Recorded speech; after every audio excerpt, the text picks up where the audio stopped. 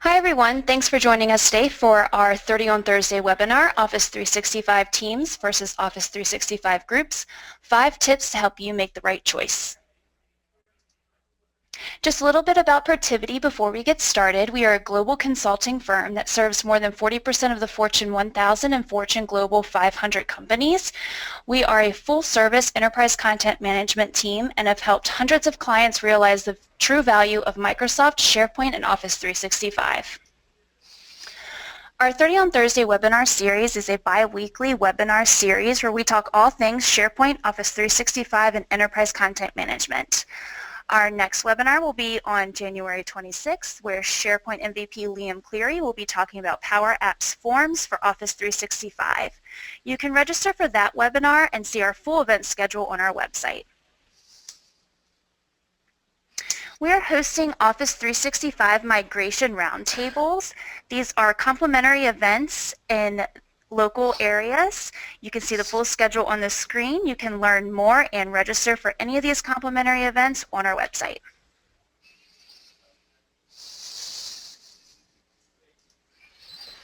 Today's session is being recorded. You can access the recording of today's session and see a past webinar's recordings archive on our YouTube channel, youtube.com/ProtivitiSP. For all questions during today's presentation, please insert them in the question window in the GoToMeeting toolbar or live tweet us your questions at ProtivitiECM using the hashtag 30T0365. Today's presenter is Maggie Swearingen, Experience Architect here at Protiviti, and I am Julia Marple, and I will be moderating today's session. All right, Maggie, I'll turn it over to you.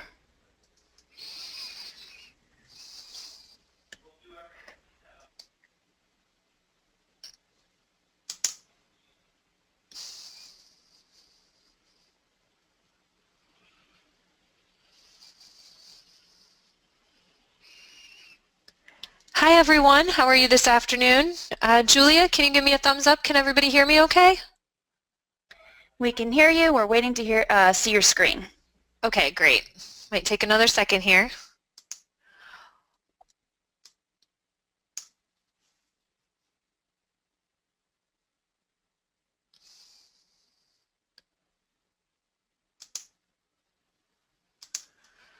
All right, well let's get started here while my screen is loading. I'm glad everybody was able to join us this afternoon. Today we are going to talk about something very near and dear to all of our hearts. It's when to make decisions for when to use what in Office 365. Last month, Microsoft Teams were rolled out, and I think that presented an interesting conundrum to many of us. We now have another application that is part of Office 365 that adds on top of groups, that adds on top of Yammer, that adds on top of SharePoint team sites. And the question is, what do we do? What choices do we make? How do we guide our end users the best? I will tell you that probably everything that I tell you in this presentation could not be true even by the end of the month. And that's a caveat that Microsoft has given all of us, and that's a caveat that I give to you. Things are changing so rapidly with Office 365. They're rolling out new tools, they're changing things, that really the only way to stay up to date on it is to truly follow the roadmap, read the blogs. There are a lot of MVPs in the country. Microsoft itself, they're in the know. They're going to let us know about these things as soon as we can, and hopefully none of us will find out about them by accident. But what I'm going to talk about today, I just want everybody to understand, is sort of the world where it stands now. And I'll talk about some rumblings that we've been hearing about where things are going in the next, few quarters and in the next year or so. We're going to walk through very quickly the different applications. If we have time today, we'll go into a little demo. We have a bit of a slow internet connection this afternoon, as you saw by my screen sharing. So I don't I don't necessarily want to jump right into demo because I want us to be able to get through the content this afternoon. But we're going to talk about 5 really standard use cases and sort of when to use what in each of the features. So sort of quick tips to help you make the right decision for your organization. So let's just jump right in here. Yeah. Maggie, we can see your screen. If you can make it the presentation screen, I see the kind of the agenda and then the next slide. Yeah. You still see all my notes? I do.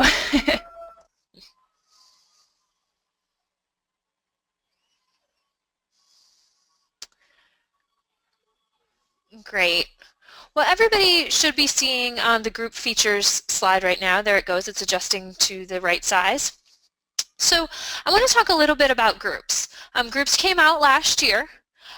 In many ways, they really changed the game, particularly for those of us who are very, very deeply involved with SharePoint. They represented a different sort of structure and a different sort of collaboration tool than SharePoint. In some ways, the tool was more intuitive, easier, but there were definitely some things missing from it. You know, groups have conversations. Obviously, a little bit different than SharePoint. Certainly, you can have conversations in SharePoint if you use the news feed, for example. But the conversations were really threaded into groups. Groups at their architecture level are really based on exchange. So when you create a group, it actually shows up in your Outlook inbox in Office 365, and you can access it through there. By the virtue of that, conversations were very email enabled. I like to think of them as a lipstick on the pig of all our favorite listservs, things that never really actually seem to go away. We always just get them in a new iteration. And that's really what conversations were here. I'll be honest though, that's something that people still want, and that's something that they still use. We still use email, but it's great to be able to have that quick conversation via a group, but that you can access through an email. Calendars. Important to realize the group calendar is not a SharePoint calendar. It's actually an Outlook calendar. If we could be clapping on this webinar, we would be doing that, because I think we all know that an Outlook calendar is quite a bit more sophisticated than a SharePoint calendar, even still to this day. So that's a feature of a group that really outranked a feature of a SharePoint site. OneNote Notebook. Everybody can participate in the OneNote Notebook. Everybody can participate in the OneNote Notebook at the same time. OneNote Notebooks are really, really catching on. People are using them more and more for meeting notes and sharing meeting notes, recording meetings. So it's fantastic that the functionality was built right into the group. The document library. So the document library actually uses, this is incorrect here, the document library actually uses SharePoint. So when you create a group, you're actually also creating a SharePoint site. Now there's a lot that's going on behind the scenes there that makes it somewhat different than an actual SharePoint site. It's really creating what we call a hidden site collection. So that's a SharePoint site in its own hidden site collection. A regular old site collection administrator can't actually even get to it. There are special things that you have to do to get to it. And the files in a group are actually being stored in the SharePoint library. And we're going to talk a little bit more about that later and sort of the impact of that. But because of that, we can sync it with a desktop, and it will support metadata. So we're going to talk about that in a minute. And then again, the fully featured SharePoint team site. I say coming soon to a tenant near you. That's been rolled out and it's probably complete by now, but some of you, if you're not necessarily in the first rollout group, you might not see this yet, but you should. Pretty much everybody should be covered on that now. Just a couple of quick notes about groups. You can have public and private groups. That's going to be important in a minute when we switch over and talk about teams. Quick setup. Really easy setup. It is a little bit more difficult to stop people from setting up groups, which obviously presents a governance issue, but it is very easy for people to set them up. There's no training involved. It's very intuitive. They connect to Teams and SharePoint, and we're going to talk about that in a minute and the way the three things are really, really, really, really moving together and becoming more interconnected.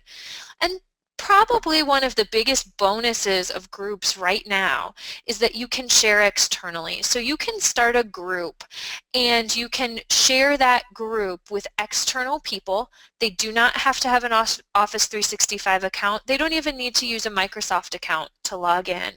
So it's a fantastic setting for example, potentially working with a couple of vendors. You have a finite project. It's largely in-house, but you're working with a handful of external vendors. A group would be a very useful way to facilitate that project because it does allow for that external sharing.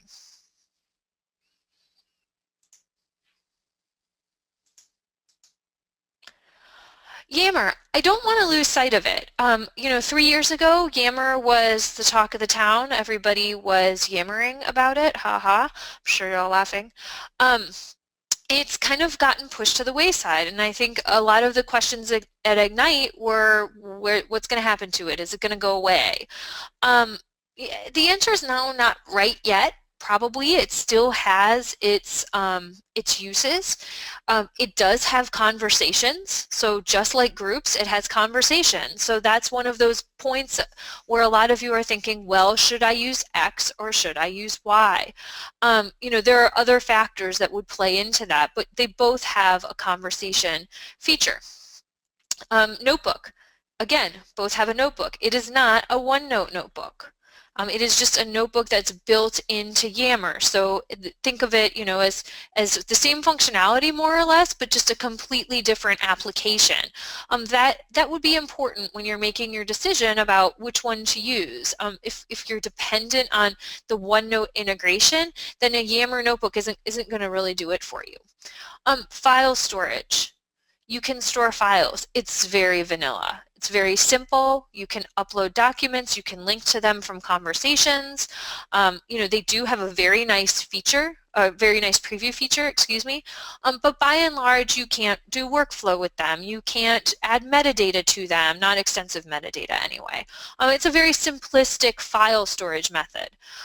And you can share content up to Yammer. However, so from the Office 365 platform, if I'm in my OneDrive, if I'm in SharePoint, if I'm in Delve, I can share through to Yammer, which can be useful in certain cases. You can do public groups, you can do private groups, and you can do external networks. What's really nice about an external network is there is truly a wall there. So external networks are meant to integrate people from your organization with people outside, but they are meant to be very, very secure because they acknowledge that they are allowing people from the outside in. So if you are looking for an external sharing option, an external network is still a potentially good choice for your organization. Quick setup. Something that I really think groups kind of took from Yammer is how simple it was to create a new group or to create a new conversation. It's always been very intuitive. That's one of the reasons Microsoft brought them, because that's something that Yammer brought to the table, was an intuitive user interface.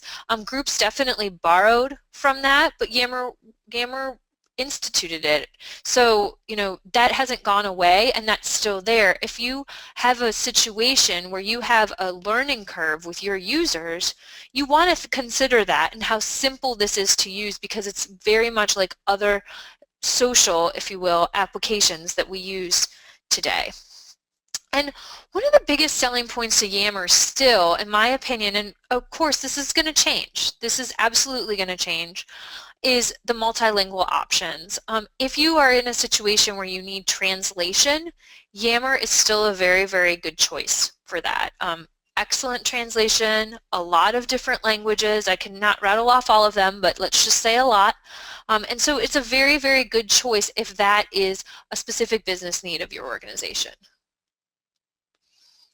SharePoint team site. I'm going to go through this pretty quickly because I think probably a lot of the people on the phone are very familiar with this option. Let's just call this option Old Faithful.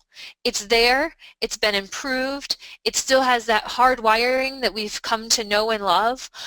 You know, even when you go to site settings, it doesn't look any different now than it did 5 years ago, 6 years ago, 7 years ago.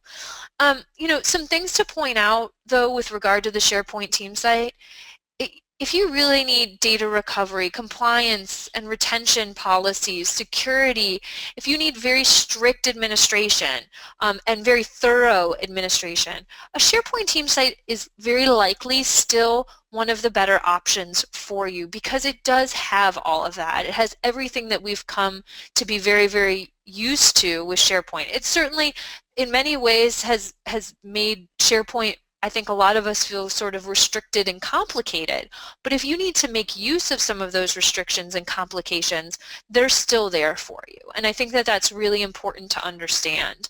And in fact, a lot of these other pieces are leveraging parts of SharePoint that really do work well.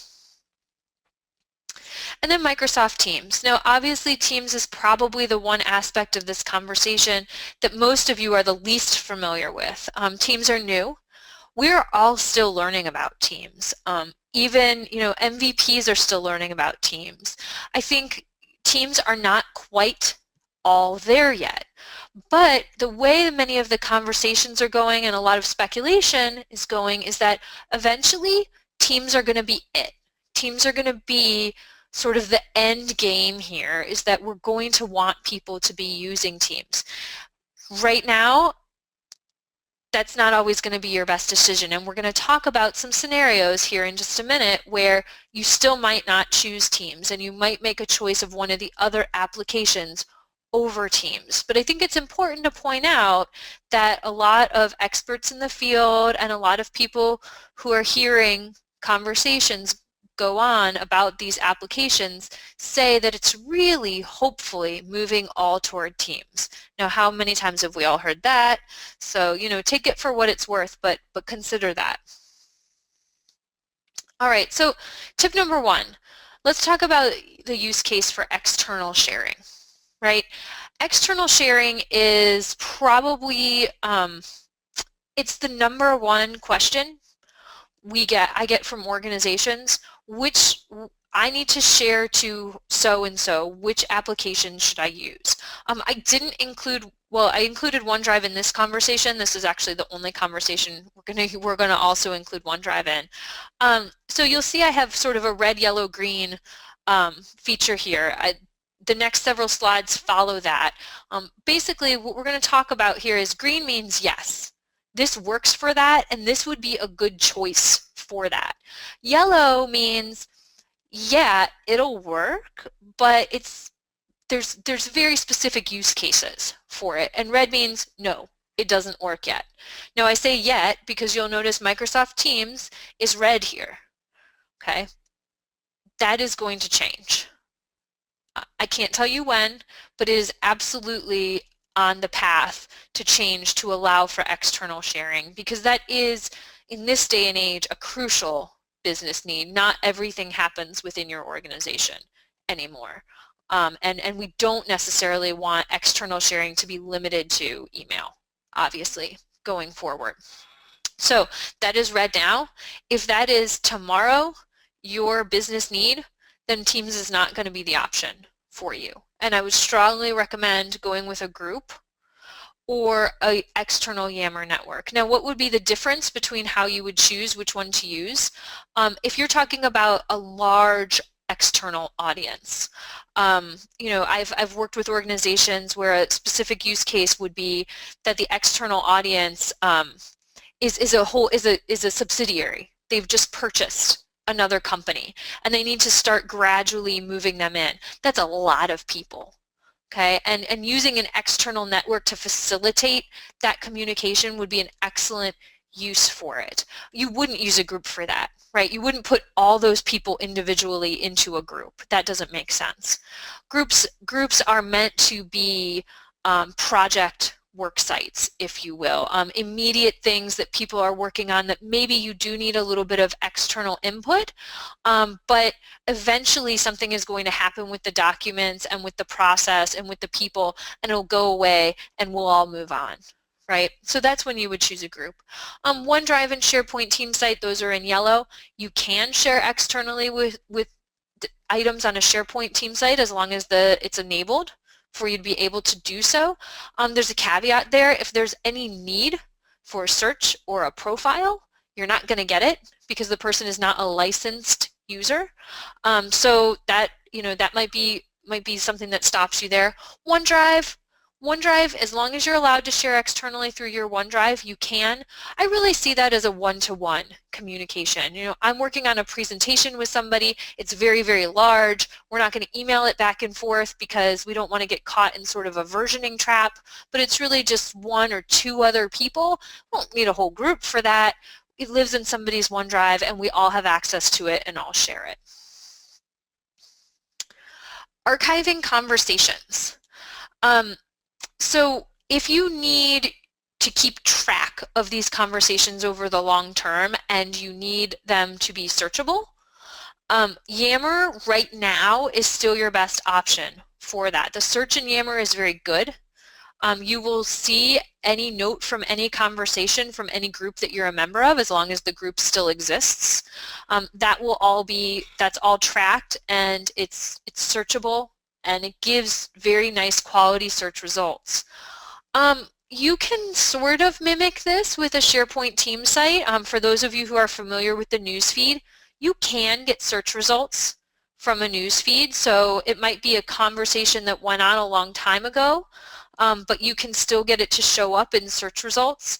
And when I say archive in this sense, I suppose I don't mean necessarily a literal moving it to an archive. I mean, keeping conversations in the long run so that you can go back and search them a year later, for example, and get the answer to that question you were looking for. You can do that on SharePoint. It's not fantastic. It certainly wouldn't be the best case scenario for this, but you could do it. You really can't do it very well on teams or groups yet, and by not very well, not really at all. That's going to change. Again, that's something that, if we're picking the best of all of our different applications, that's something that Yammer and SharePoint to an extent bring to the table, but aren't in groups and teams yet. That'll be coming, because that's something that people need if this live conversation activity is really going to be happening. Document metadata. So you'll see I have all of three of these in green with the SharePoint team site underlined. That is because, technically speaking, all of these documents live in SharePoint. And we could have a whole conversation about sort of what happens and when you put a document in a group, how it shows up in your team, and when you put a document in your team, how it shows up in your SharePoint library, which is a interesting surprise for those of us who have been playing around with it. Suffice it to say, though, since it is technically living in SharePoint, you can still apply all the old-fashioned SharePoint metadata that we all love. You can change the content type, and by virtue of changing the content type, you can add additional site columns and tags as you need to facilitate lists and library views in SharePoint. Now, are you going to be able to see that metadata on the document in your group or your team site? No. And you're not necessarily going to be able to use it, at this time anyway, to make a view in a Microsoft team as opposed to a SharePoint team site. You can't do that yet. But on the whole, since the document does live in the document library, anything that you could do with a document in a document library, you can still do because it's a part of that SharePoint document library. So this is one of those ones where it's going to be really interesting to see what happens with it, and what from SharePoint potentially melds into teams or eventually melds into groups. If I had to guess, I would say that some of the metadata is probably going to come down. We're going to need to be able, we can't have all of our documents that are in our team site unable to be categorized and organized somehow. So we'll see how that plays out. Yammer, like I said, doesn't really do this. So from a file storage perspective, Yammer is never going to be your number one choice. Skype integration. So again, we could probably have an entire session about Skype integration. Suffice it to say that that is the bread and butter of Teams, that immediate communication. It is integrated very, very well with Skype. I can open up a personal message to somebody and start a Skype conversation that is actually a personal message, but I'm doing it within the Teams interface. The long-term goal here is that Teams becomes your productivity interface, and you can interact with any application you need to from your Teams. That's the long-term goal, not there yet.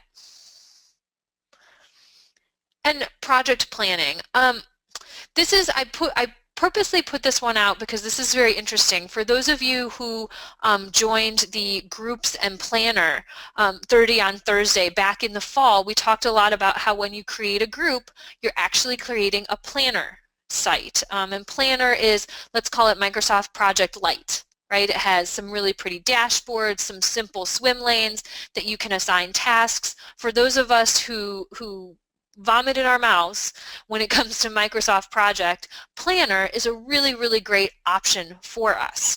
I put it in orange, however, because there is one big caveat, is that Planner is not currently available externally. So even if you have a group or a SharePoint team site where you are sharing content externally, you're not going to be able to integrate that with Planner. Likewise, if you're using a project online site, there's a limitation there. So project planning kind of mucks some of this up, and if that is your goal, then honestly, currently what you would be looking to do is to make any of those external users really licensed users so that they can use some of these tools, because all the project planning tools currently really require that you're a licensed user. And so that's why I put it in orange, because it's absolutely possible, and I think it's a scenario that a lot of us are grappling with right now, but it's a tricky scenario. Again, when Microsoft Teams begins to share externally and it is on the roadmap for Planner to have some external sharing, that's going to change. But right now, in this case scenario, you don't have a ton of good options, unfortunately. I know I went through that really, really quickly. I'm sure there are a few questions. Julia, I'll turn it back over to you to answer any questions you have. Okay, yes, we do have a couple questions here. First, is there integration, collaboration, visibility between a group and a team besides a SharePoint document library? Yes, so they are very, very integrated. So when you get one, you get another, much like Planner and much like Planner and groups. So you'll be able to see the two things. The difference is that if you're having a conversation in a team, while there's visibility into it in the group, an external person in the group wouldn't be able to engage in the conversation from the team level. They'd have to be engaging, they have to be doing all their engagement at the group level. I think that's one of the hardest things about having both applications right now. I can't imagine that someday they're not going to be one, because really what it's almost like is that Groups was version 1.0 and Teams is version 2.0, and someday we're going to get to version 3.0, which is a marriage of the two things. But right now, I think the biggest sort of difference is that external and internal communication, but everything else very much mirrors itself. When you add a member of a team, they're going to show up as a member of your group, and you don't have to go do that as a separate action. Okay, great. And I don't know if you can answer this or not, but do we know the expected timeline for Microsoft Teams to be generally available to customers? It is available now. It is not available so it does not show up in your waffle. So if you go to teams.microsoft.com and you have an Office 365 account, you can get into Teams. You can download the desktop application. You can get to it from the web interface. You could set up a group in your Office 365 and then set up a corresponding team for it. That is one thing I did forget to mention. Public groups cannot have a team associated with them. If you think about it from the external sharing aspect, that makes perfect sense. A public group could allow other people to join it. So only private groups can have teams associated with them right now. I don't know if that's going to change or not, but you can use it. You can play around with it. There are very interesting things that you find. I play with it every day and I kind of learn something new. I see a new point of integration. I see a point where I'm wondering if an integration is coming or if I'm missing something. But it is currently available. It's just not, and it's associated with your Office 365 site. It's just not an application that you get to from the waffle. It's a separate application right now that you have to open. Okay, great. That's good to know. What do you do if you create a group first and then realize it should be a team? So if you create a group, you can create a corresponding team as long as it is a public, or excuse me, as long as it is a private group. So you would open up the team site and create a corresponding team for that. I'm not sure, but I can find out if you can just have a team. I don't believe so. I think if you start on the team side and create a team, it's going to create a corresponding group. If you start on the group side, you can create a corresponding team if you want. But I can double check that for us. Okay, great. And then what about permissions in the SharePoint team site for group team members? That's a fantastic question. So if you have a document that is in the SharePoint library and it has security on it, and the document is appearing in the group, the SharePoint security should maintain. That being said, that is actually a scenario that I have been working on playing out and testing this week. SharePoint security really is still the linchpin for security, which is why I said that if you need something that is particularly secure, a SharePoint team site is still probably your best option. And SharePoint security carries throughout Office 365. So for example, I shouldn't see a document that I don't have access to in my Delve. Even if I've had a lot of activity around that document, if I don't have access to it, I shouldn't see it. So that security should carry through. It is not a scenario I have actually had an opportunity to test yet, though. So I'm willing to stand corrected if somebody tests it and finds out otherwise. Okay, great. I know we are past the time, but we did have 2 questions regarding Skype for Business. Someone asked about Skype for Business, and then another person asked if you could just go over, recap which ones were your suggestions for the Skype integration. So if you could go back and just talk about that just a little bit. I know we're a little bit over time. So if you need Skype integration, Teams is your best option. Skype integration is built directly into Teams. So you'll be able to open up conversations, have meetings, have screen shares. That's all built directly in there. None of these other applications really have the level of integrations that Teams has even now and is going to continue to build on. So if that is a scenario for your organization, that's going to be your choice. Okay, great. Thank you all for attending today. I know we're a few minutes past the hour. Thank you, Maggie, for the great presentation and all of the great information you're sharing with us. If you're interested in accessing the recording and viewing our past sessions, you can go on our YouTube channel. Our next webinar will be in 2 weeks from today, talking about Power Apps Forms for Office 365. Thank you all for attending today and have a great day.